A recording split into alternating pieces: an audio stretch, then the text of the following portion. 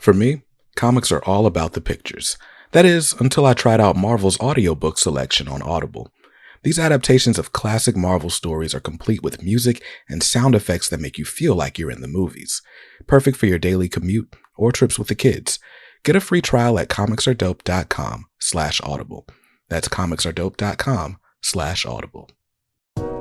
Welcome back to Comics Are Dope, the podcast. I'm your host, bjkicks, and it's recently come to my attention that I record 2 episode intros every time. I love to introduce my guests, to give them their flowers while I'm interviewing them. But then I also come here and introduce the episode to you, as if you didn't read the title.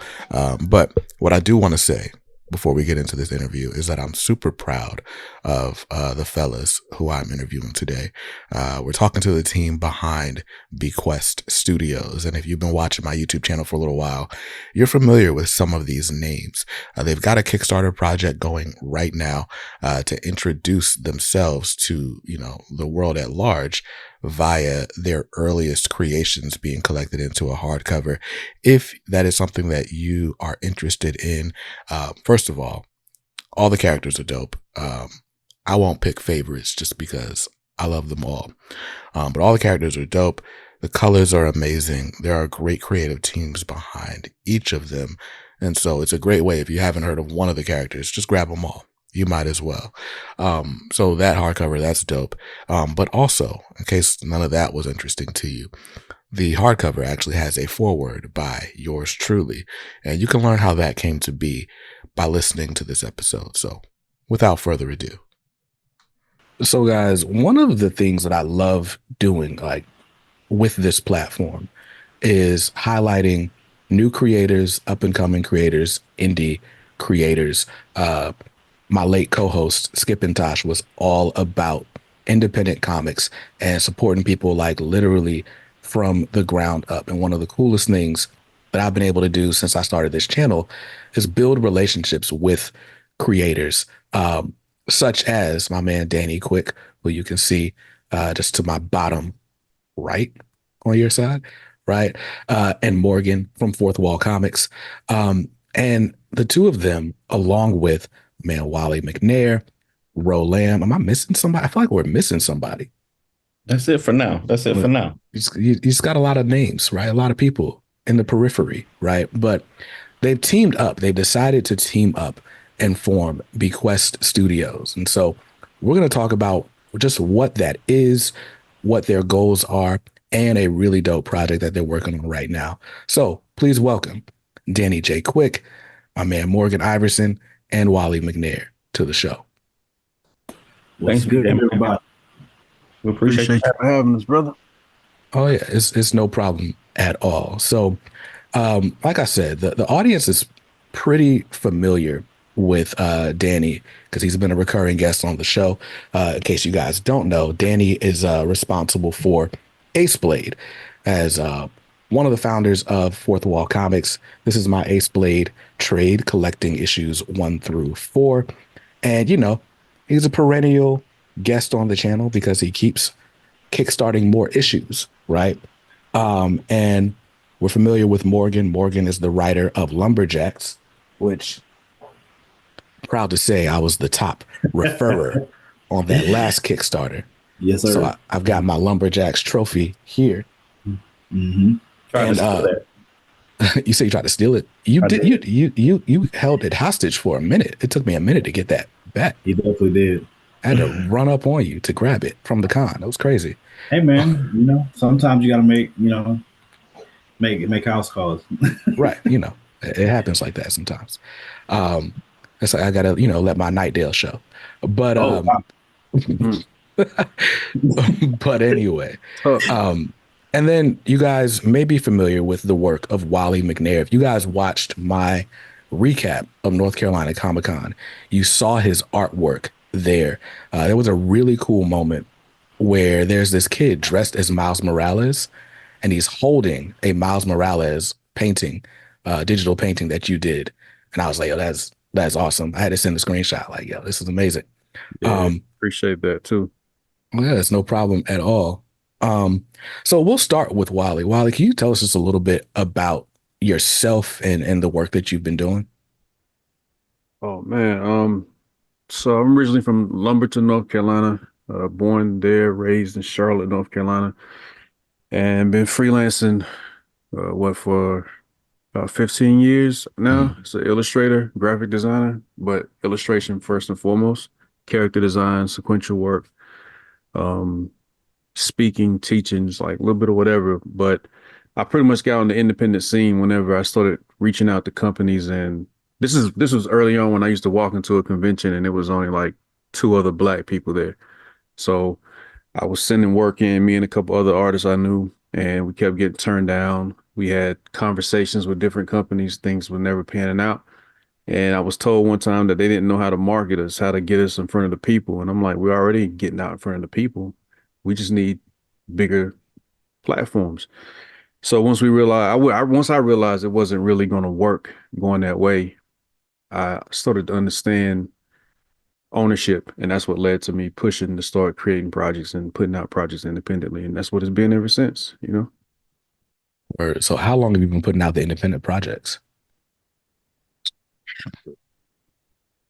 I'm like 1,000 now, so uh, yeah, I don't know. I know it's been a minute. I've done a couple 100-page graphic novels, got a couple more 100-page graphic novels on the way, a bunch of art books, single issue projects, and then of course doing a lot of freelance work. So throughout that 15-year span, it's been projects off and on, off and on, off and on, And then of course my freelance work puts me in situations where I get to work with other companies and other creators and pretty decent client list, I guess I'll say.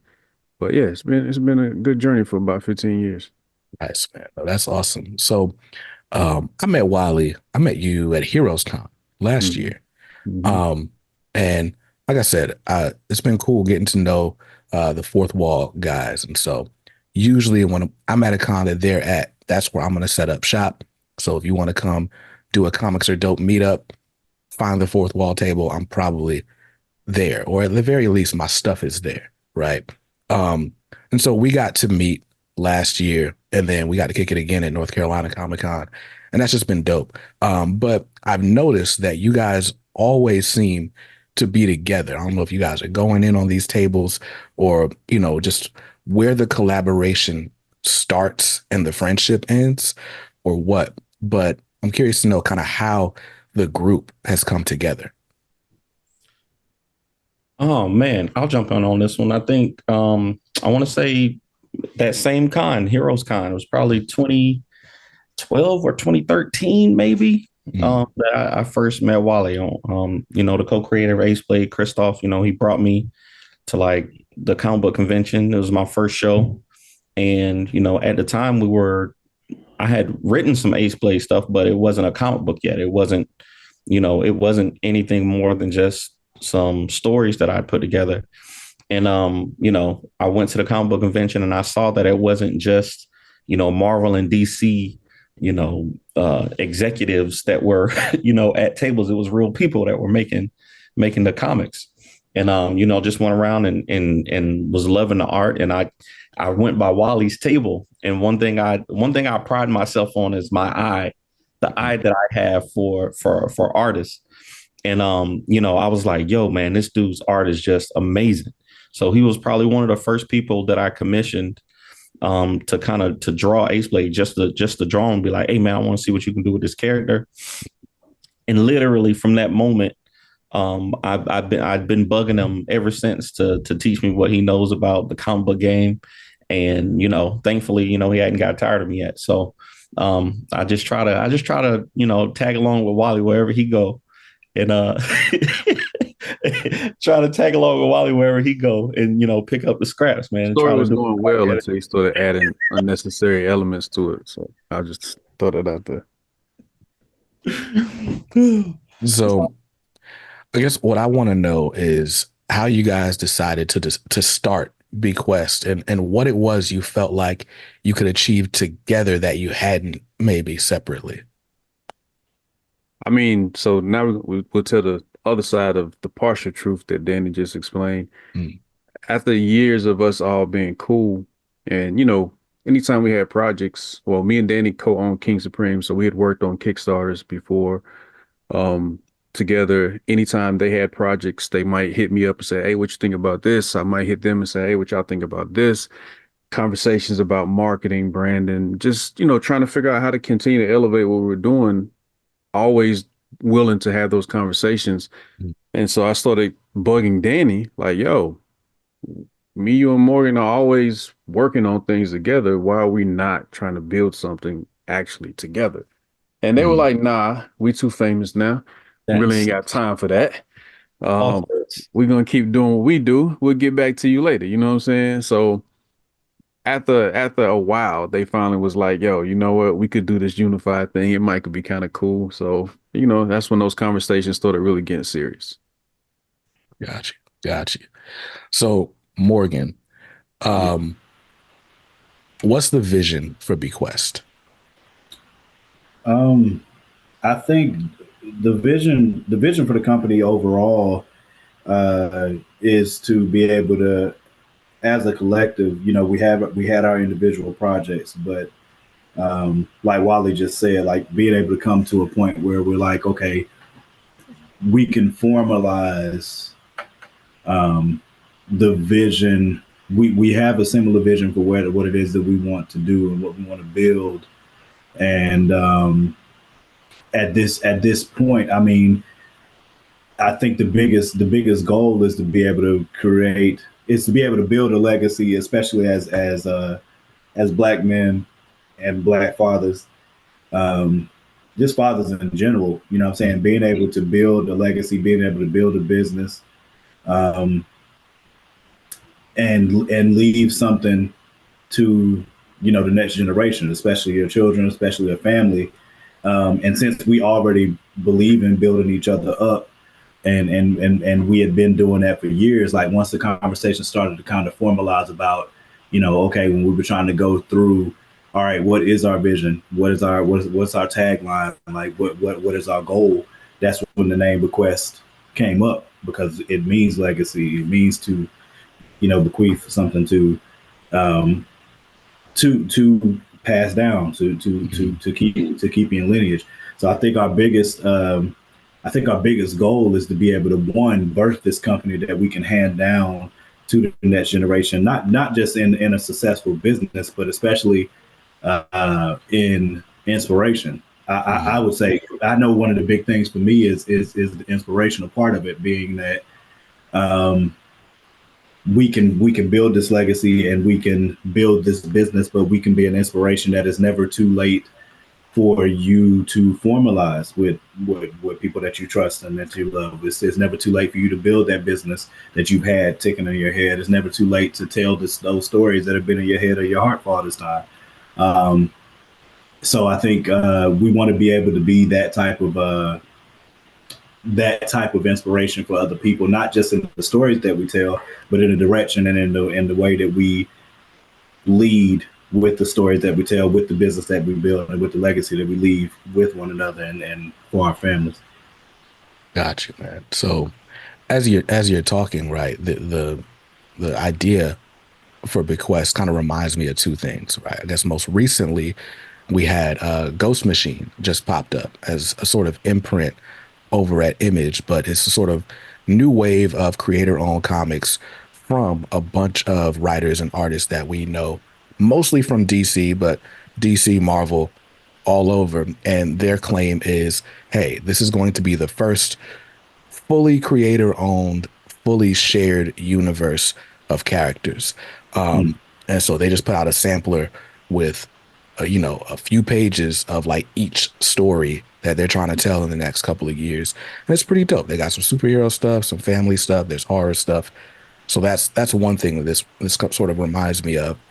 And then the other is Milestone. And ironically, today is Dwayne McDuffie's birthday. He would be 62 today if he were still alive. And it's not lost on me, just kind of the significance of the legacy he left behind.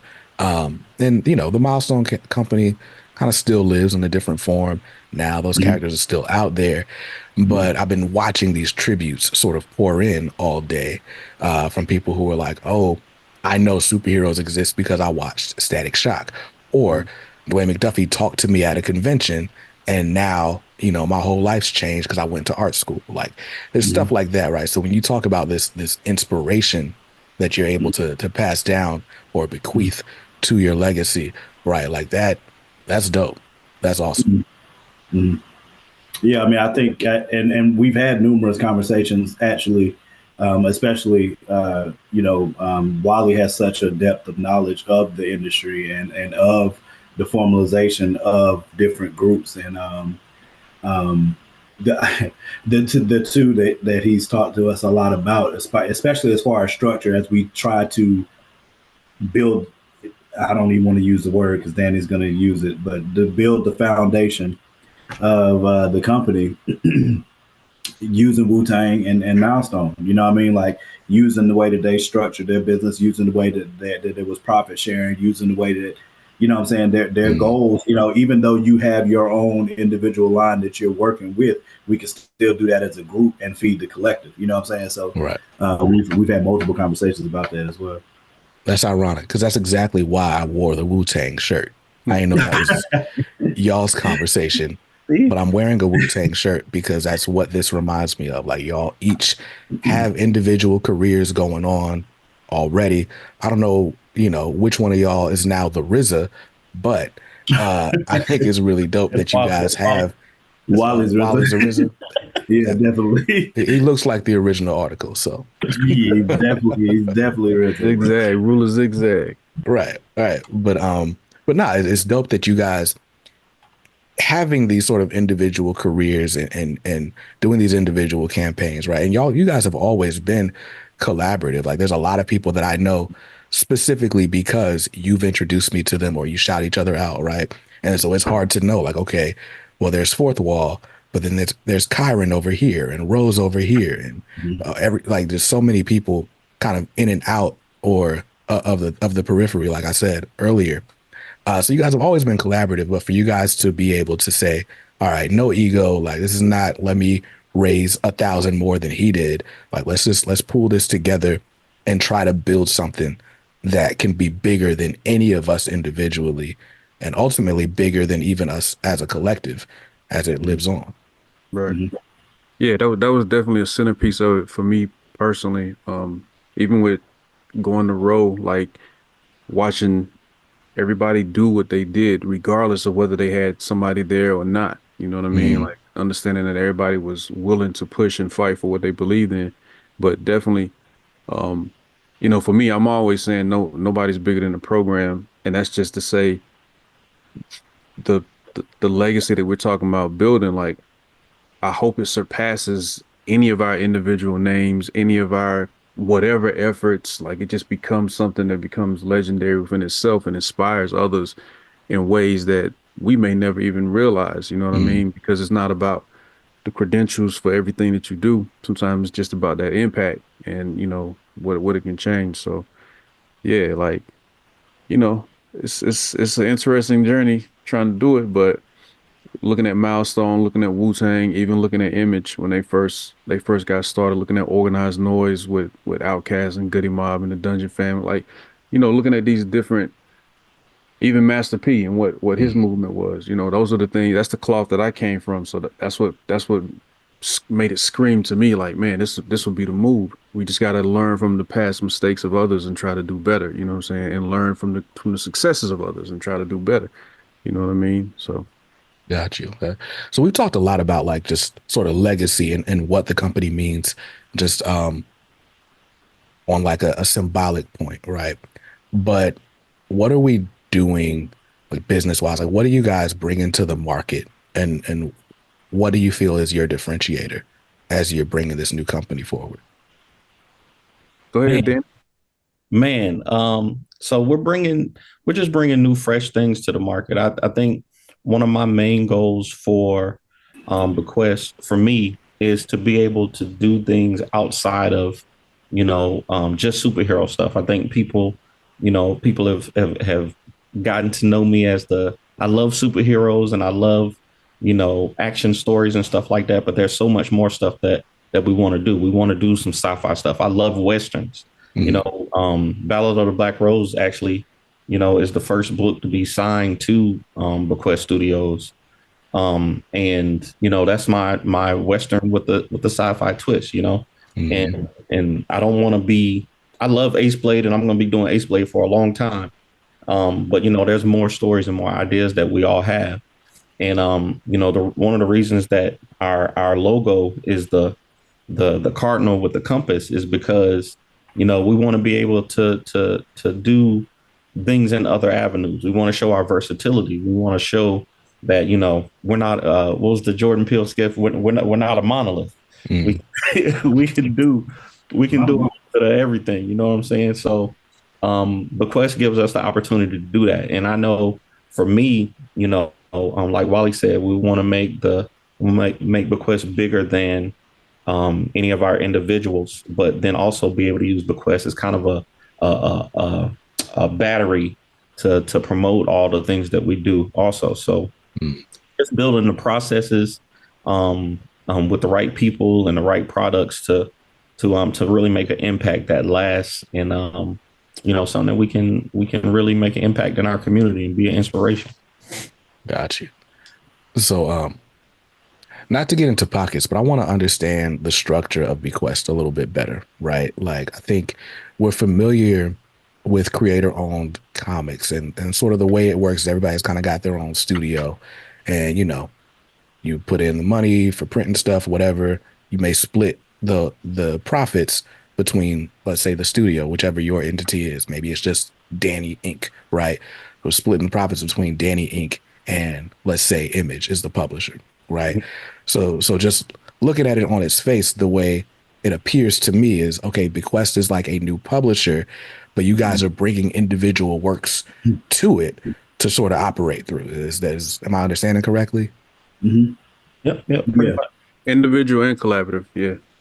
Yeah. Gotcha. We have books that and that'll be something that we have on the Kickstarter page, and in the hardcover, the finished edition of the hardcover. Like, we have three of the projects that we're releasing soon, between this year and next year, both. I think Elton and Pakuma, actually, no, all of them should be out this year. You know what I'm saying? So, I mean, and I think that's also one of the interesting things about the storytelling that we're doing. Like Danny said, like, I think of it similar to like how, because those who know about me and Danny writing before, and Wally too, because Wally is the artist and for Harlem's Renaissance. He did the artwork for Harlem #1.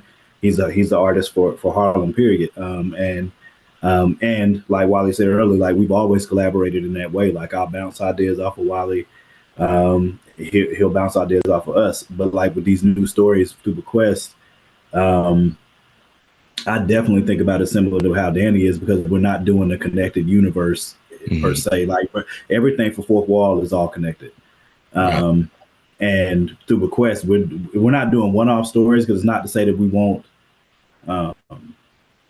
Like Pakuma, I don't know. I mean, I think Wally's probably finished like 12 issues of Pakuma that he just hasn't shown us yet. But I mean, Wally be having stuff in his head that he's gonna go ahead and do, and then he'll be like, "Hey, yo, what y'all think about this?" Bet I already did like 5 of them. You know what I'm saying? And he'll just do his own thing, but it's still a collaborative effort. You know what I'm saying? So the structure for us as a company is, you know what I'm saying, we have our individual projects that we write and create.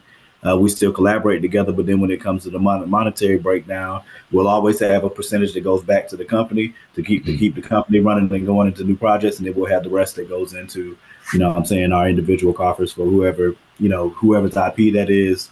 It'll go that way. And then when we start to bring on new artists, there'll be a percentage breakdown that's similar. That's dope. So I pitched Danny my idea for a comic that I want him to help me make.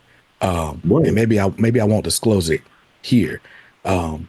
But yeah, there's no need to disclose it here.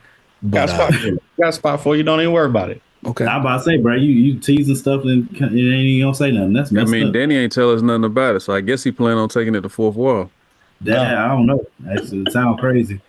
It's just it's literally all I have in my head is a pitch. I ain't try to map out any issues, nothing. But anyway, so if I want to take my new writing project over to Bequest, then you guys will help me hook up with an artist, will help me publish the book, and then y'all will take your percentage because you did all that, of course, after expenses, and then I got a Bequest book on the shelves. That's dope.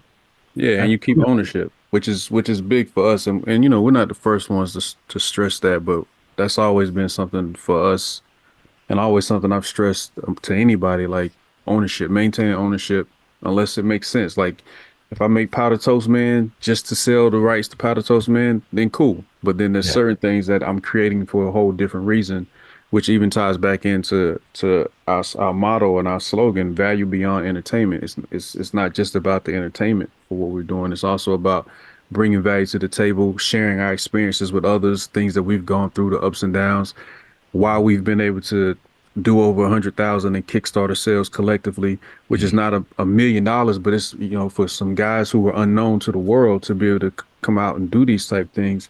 That's, to me, that's respectable. And and we got there by working hard, putting in work and opening the doors for others as we open them. And we're going to keep doing that. And as we grow, do that on a greater scale. Yeah, sure.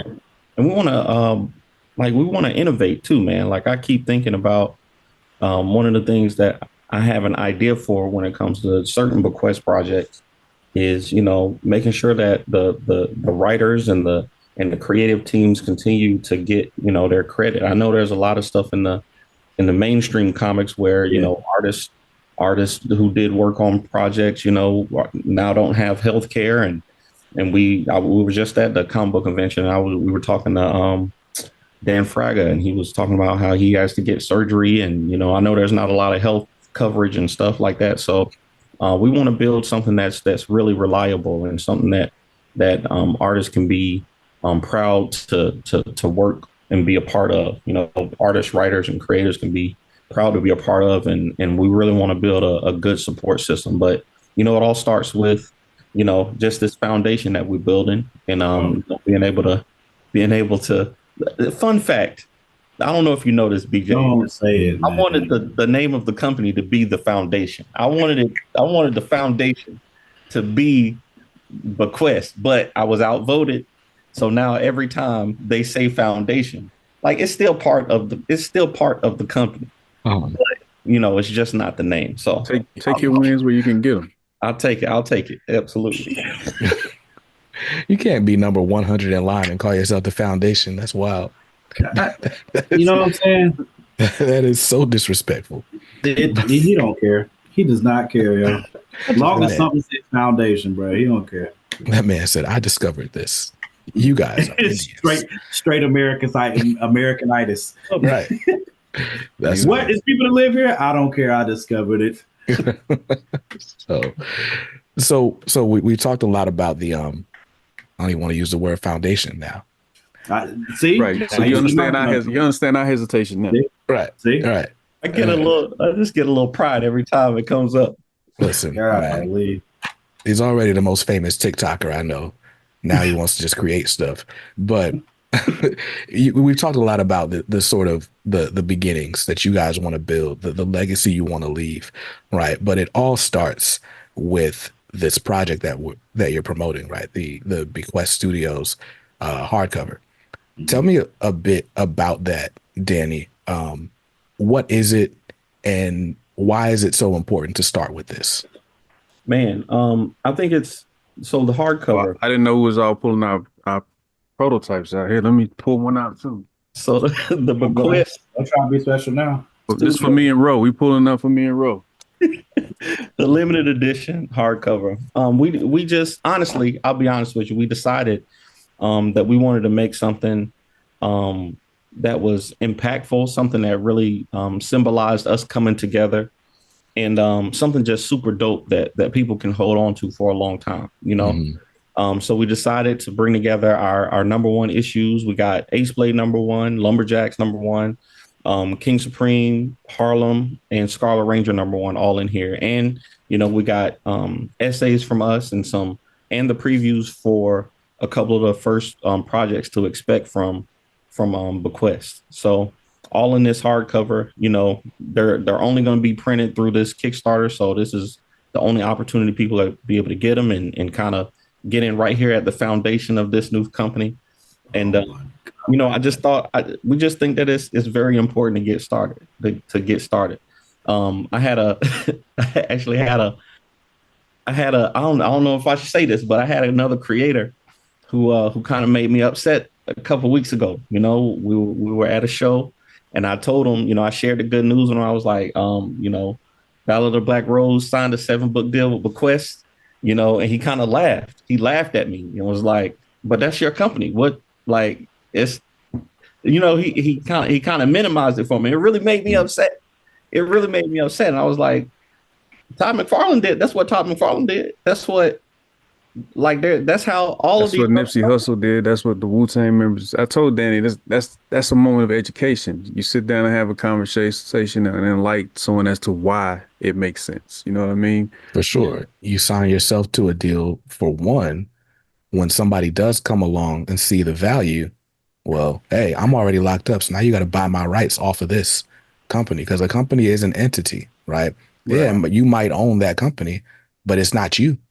Right. So, that's how you leave a legacy, just to educate people business wise. There's a reason for you to protect yourself that way. For sure. My bad. I mean to step on your story, but yeah, they hurt your feelings. So it hurt my feelings. I got mad about that. I don't usually get upset, but I just know that when stuff like that happens, it's like Wally said, I could have taken it as an opportunity to educate them. And that's kind of what we want to do, because we really didn't have a lot of, industry mentors, I'll say. We didn't have people in the industry who came and said, hey, this is how you do this thing. We learned everything that we learned ourselves, and we shared with each other. So now that we are, coming together and using our 10, 15 years of knowledge, and now that we do have some industry, mentors who can kind of help us along, it's definitely a great turning point for us. That's dope. Yeah, I think, being in this sort of comics media space for the time I've been in it, this is year 3. We just crossed 10,000 subscribers. I'm gonna pat myself on the back for a second. Right. Thank you. I appreciate that. Bro. But not just being here for as long as I've been here, right? Sort of the super indie world of comics, like the real grassroots Kickstarter, convention hopping, like that side of the industry we don't hear from a lot. We don't necessarily see a lot as comic fans, but it's so important, the work that you guys do. But I think it's easy to sort of dismiss a lot of, what creators like yourselves do, because it's like, oh, well, it's print on demand, or it's like, they're selling out the trunk, or whatever, right? I think it makes such an awesome statement to come out the gate with a hardcover. It's like you said, it's like, no, this is worthy of the shelf. This isn't something somebody just handed to me, or it was like, oh, here's a QR code, check me out, maybe. Like, nah, like this was worthy of collecting. This is worthy of premium treatment. This is gonna go on the shelf right next to Batman and, before Catwoman, I guess, alphabetically, right? Like, right. Absolutely, yeah, right. I think that's one of the things that the book's going to be numbered. Mm-hmm. I think of it as I don't want to say coronation because it sounds forward, but it's a celebration to me of the success that, again, man, a lot of these things, what I'm saying, if you're going to try to build a business and be serious about what you believe that you can achieve, what I'm saying, that you have to be able to set your own vision. If you can't see the vision and you can't see where you believe it can go, then nobody else is going to see it either. You know what I'm saying? And to me, this is it's a celebration of what we've already done, but it's also an announcement of where we're going. You know what I'm saying? That's why we have the previews of the first 3 that we're going to drop, and they look. You know, again, I always try to think from a consumer's mindset. You know what I'm saying? Especially because I'm the most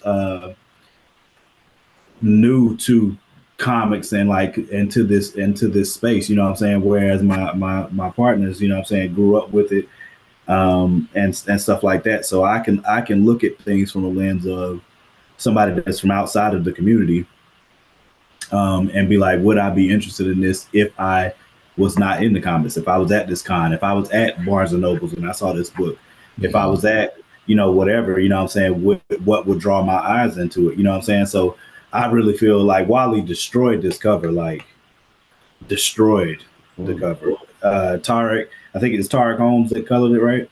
Tariq, yeah. Yeah, Tariq Holmes did an amazing job on the colors, you know what I'm saying? And then we're all very proud of our #1 issues. You know what I'm saying? The essays I think is a nice touch for the book. And I said, man, and I'm excited about the previews because Pakuma, the 3 that we have in there, Pakuma, Betrayer, and Ballad of Black Rose, I'm excited about myself. You know what I'm saying? I'm not saying Elton, but Black Rose is already out. They kicked Ballad of Black Rose out. Yeah, they won't allow Black Rose to be in there. It's Elton, Pakuma, the Betrayer. In Your Dreams will be my first title out through Bequest, but I keep getting outvoted. I tried to get Ballad of Black Rose in there. I tried to name it the Foundation. I keep getting outvoted. I don't know what's up. I feel like it's a conspiracy afoot. Part of a democracy, sir. You know what I'm saying? That's what we're a republic. If you entertain clown situations, you become part of the circus. Yeah, bro. Ain't no MAGA over here. Okay. So still so the I'm not gonna say what I was gonna say. Your channel, BJ. You can say whatever you want to say. Hey, bro, it's your show, bro. You do what you want to. I'm trying to say this. Can I say this though? Comics. Go ahead. I agree with you though, BJ. Like for right before COVID, I was close with a friend. We were working on something. He had got funding to try to do a documentary that would.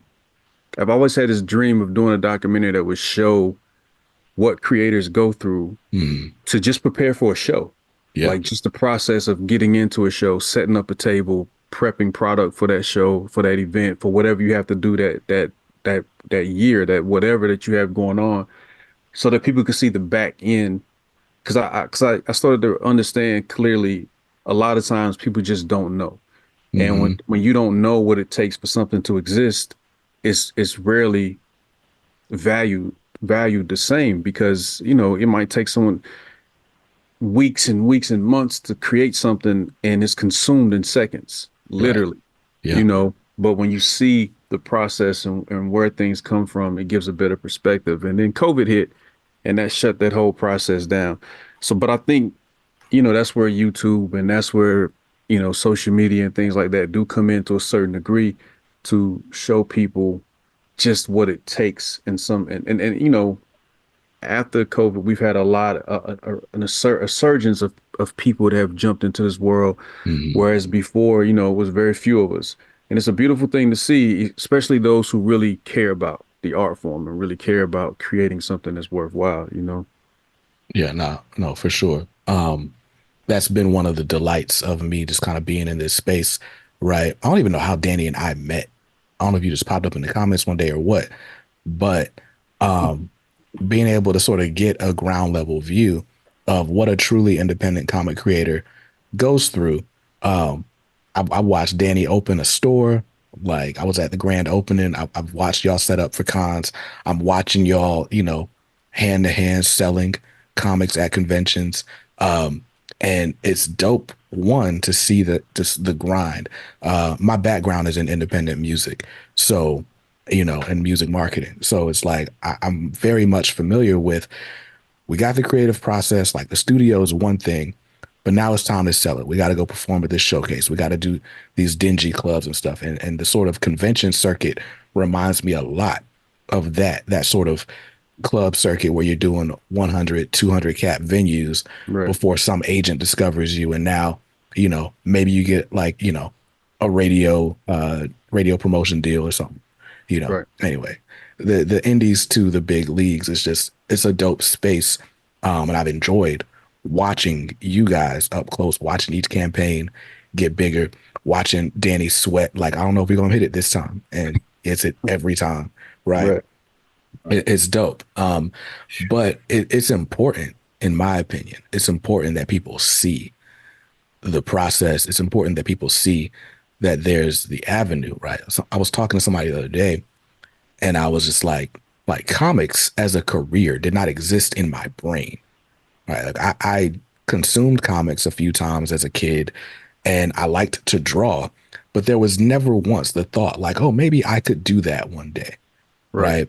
And now I'm meeting people and I know people on a regular basis. I'm talking to people every week that make comics for a living. And it's like, yo, like, that's crazy. I didn't even know that was a possibility. And for these people, it's the norm. And I want, you know, more of our kids, you know, I want my kids to be able to say, look, I can do whatever I want to do. If I want to draw pictures for a living, I can draw pictures. I can make beats. I can sing songs. I can be a lawyer, whatever it is, right? As opposed to us being sort of pigeonholed into, you know, rapper, athlete, or doctor, lawyer. And those are the only 4 professions we ever hear about, you know? So, yeah, that's a definite. Yeah, or some other route that is an unfortunate path to take, you know? And so, I think that's another part of the inspirational piece. Because I know I'm big on, and I've given Danny this credit before, like when I started writing comics, it was because, you know, Danny when he got back from Iraq, he wrote the origin novel for Ace Blade, and I love writing when I was little, but I used to get picked on when I was in school. So like when I was in middle school, like I had teachers that were following me for writing and stuff like that, but like the more I got picked on, I was like, hey, you gotta let something go, nigga. You can't be in school singing and writing and dancing and stuff like that. These niggas gonna destroy you out here, bro. You gotta let something go. You know what I'm saying? So I let the chorus go, I let the singing go. You know what I'm saying? I'm just a football player and I run track. Like, hey, chill out on all the rest of that. You know what I mean? And being later on in life, you know what I'm saying, 30, you know, you in your 30s or whatever, and then I saw Danny's book and I read it and I was like, yo, this is actually good. Like, this is good. I know this nigga. This is crazy. You know what I'm saying? It legitimately was that type of moment. I was like, and then when I read it, I was like, yo, do you mind looking at this? And then that's when Danny was like, yo, you want to help me create this universe? And I was like, no. You know what I'm saying? But like this entire thing came from that. You know what I'm saying? So if it can happen for me like that, and I'm in my 30s, it can happen for you like that in your 30s, 40s. It doesn't make a difference. You know what I'm saying? So, like I said, the other thing for like the young cats, because my situation was opposite of Morgan's. Like, I was fortunate. Ain't nobody pressed me about liking no comics or none of that. Like, the big homies was the big homies, but it was an opportunity. To me, it's also an opportunity. And I mean, today is very different because a lot of things that were not cool once upon a time is the coolest thing ever now. But you still got some cats who are afraid to come out of that shell and show that they have these other abilities and creative sides of them because they're not sure how to be taken. And so it's like still being able to be a voice for that, you know what I mean? To show the different avenues of what can be done and how it can be done, you know what I mean? From the social media aspect to the branding, to the marketing, to the creative side, the storytelling. And for me, I use a lot of it when I go and speak to younger cats about controlling narratives and just being owners of what your story is and not letting someone else tell your story or tell it in the wrong way. You know what I mean? So I think, you know, all that ties in. And then we just throw Danny out there because he got the crazy social media following. So we just let him plug the rest of it into the matrix and we keep going. Right. Yo, Danny, how did you end up just being the biggest black comic creator on TikTok?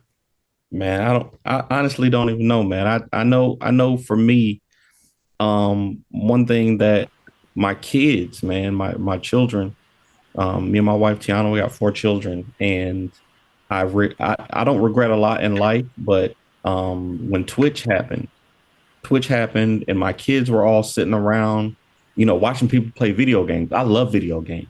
Mm. And I bought them. They all have game systems and everything like that. But they were sitting around watching people play video games, and I didn't understand it. Mm. I was like, "Yo, why are you have the game? Play it. You don't have to watch Corey Kenshin. You don't have to watch Corey Kenshin play the game. Play the game." Right.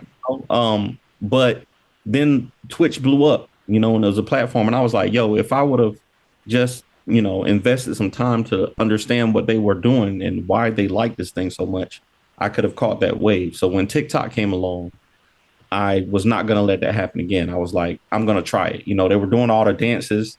They were doing, they were, sharing viral TikToks and all kinds of stuff.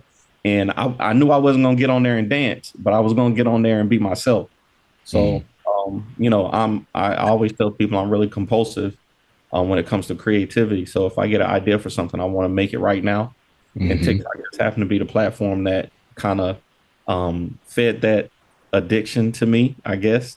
So I could just get on there, make something and put it out, and then, just leave it, let the algorithms do what they do. And thankfully, it just one thing after another hit. And, it's been a wild ride. It's been pretty cool. And that's another important key to the four of us. Our differences are often our strengths, because I'm not big on the social media, being on camera all the time. Like, that's not my thing. That's not what I come from. I utilize it the ways that I'm comfortable, but Danny and Morgan utilize it in ways that I would never do. And that's a plus, because they can take certain things that we're working on to the people directly in formats that I might not even consider. You know what I mean? And so the four of us together, the different ideas, and sometimes we're not all on the same page, but when we talk through it, we get to see the other perspectives, and we figure out new ways and come up with new things to try and to do. So, it's a lot of things we're building on that will just continue to explore the multiple avenues. And, thankfully, Danny and Morgan don't mind shooting videos, and they don't mind putting on cowboy hats and, doing all these other things that I just don't have it in me to even try to do. You know what I mean? Right. Cowboy hat for you, Wally, if you ever feel like you want to do it, bro. We got one for you. And nothing wrong with being a cowboy, man. Black folks is good on that. I'm good on that. But I respect my brothers, because that's another element that's brought to the table. You know what I mean? So showing the strength and diversity and how you can utilize the different assets and the different abilities, Yeah, no, for sure. There's definitely things that what I admire about you, Danny, is, like you said, like, if you have an idea, you're going to go for it, like, immediately. Like, I remember that dude was like, yo, what if I opened up a comic book store, and then the next week had signed a lease and was building the shelving for the comic book store? And I was like, yo, like, you want to do some market research? We won't give you the backstory of that conversation. We'll just let the love for what Danny does impulsively stay out there. And that'll be the beautiful thing. I'm not going to say anything. BJ, when I tell you we had a fight, but we had feelings and words about that thing, man. But, I can imagine, because I would have told you not to do it. But, I wish I'm not going to say nothing. No, man. BJ, I know we're short on time, but man, I want to give you props too, man. I saw you just passed 10,000 subscribers on YouTube, man. These comics are dope. And you said it earlier. I don't remember when I started following you, but I know I was looking for somebody to tell me what comics were coming out. Just a place that I can go and see what books are coming out and what kind of things I like. And I know I like Milestone books. You were making Milestone content, and now you got Christopher Priest on your channel. You got an interview. I saw that. I don't know if you did it yet, but I know you got Larry Stroman and Todd Johnson coming on, the creators of Tribe. Like, it's crazy, man. I know you're a close personal friend with Dennis Cowan. You know what I'm saying? Like, it's crazy, man. So, shout out to you, man, and big props, man. Keep doing what you're doing. No, I appreciate it. But for all this is I'm trying to build a platform where other people can learn about comics. And if I can help connect, readers with books that they're going to love, like that's really what I'm doing it for. And it's a plus if I can help out my brothers, like it just hits different. When you can, help out your skin folks, as they say. Indeed. But nah, I appreciate it. I appreciate the love. I appreciate you guys coming on to the show to talk about just this new endeavor and what it means to you. I'm really excited about it. I'm gonna hit Danny after the fact. 'Cause I'm gonna try to write a foreword for this hardcover. I need to be a part of this somehow, right? Hey, maybe Let's go. maybe I Let's should do sketch it. something in the back or something. Let's But go. I'm all But, for that forward for sure. You Absolutely. gotta ask Danny nothing. Yeah, hey, we voted on everything that has gone through. Where the Hey, road we got says 3 votes right here. We're good to go. yeah, it's three against a possible one. listen, man, I'm excited. I just made it to Hollywood. I feel like Jennifer Hudson out here. But nah, so but it really does mean a lot, like to watch you guys' journey, watch your friendship grow, watch your professional relationship grow. And ultimately, I'm excited to be here, at the ground level of what you guys are building right now. It's really dope. I'm gonna start saying that the ground Nice. level. Yeah, Definitely the yeah, I'm gonna find some other word too. Ground level work. So, look up some synonyms. but listen, man. So the Bequest hardcover is launching on Kickstarter. When does it go live on Kickstarter? February 22nd. Okay. At 1:30 p.m. Going at 1:30 p.m. Nice. Oh, it's gonna be 1:30 instead of 1? Eastern time. It'll be between 1 and 1:30. And how long is the campaign running? When is it ending? 30 days. 30 days. So But just know Danny's impulsive and he might press the button while everybody sleep at random. I almost pressed it the other day. I ain't gonna lie. I almost hit the button. It was just like, no, let me not do that. Now, Danny, literally no graphics on the page, but he was gonna hit it though. I know you guys like to do little bonuses and stuff for. Oh, I shouldn't say little. You guys like to do bonuses and stuff for people that pledge early. What's the first backer getting this time around? You know what? We might get your. Go ahead, Danny. I'm actually we were talking about, I was thinking about doing a graded Ace Blade #1 to somebody who backs in the first 24 hours or 48 hours, I think we were saying. So we got to finalize that, but thinking about giving a graded Ace Blade #1 or a Ace Blade comic to one of the early backers. So look out for that for sure. Dope. Well, look, by the time you guys are listening to this, watching this, the Bequest Studios hardcover, limited edition hardcover, exclusive to Kickstarter, is live now. So you can get yourself a copy. Let me spotlight my man Morgan because he is holding it up. I figured that was the right time to absolutely do the product placement. Absolutely. So that joint is dope. But yeah, so the hardcover is dope. Bequest Studios, Value Beyond Entertainment. The hardcover is live on Kickstarter now. And you need to go back it. You need to back it because, if you don't, you won't get the hardcover. So listen, man, that's all I got for you, man. Go back to Bequest Studios hardcover on Kickstarter. Follow these guys on social media. Even if Wally's not doing social media, follow him anyway.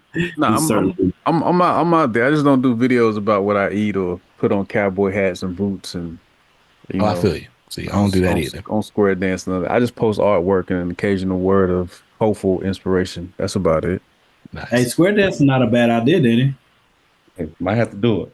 Hey, I'm just saying. And I also don't get in these brothers' way. When they come up with these ideas, I just listen and step aside. That's a great note to end this on. So listen, thank you guys for watching. Thanks for listening to the podcast. I'll see you in another episode real soon. Till then, stay safe, stay awesome, and read something dope today.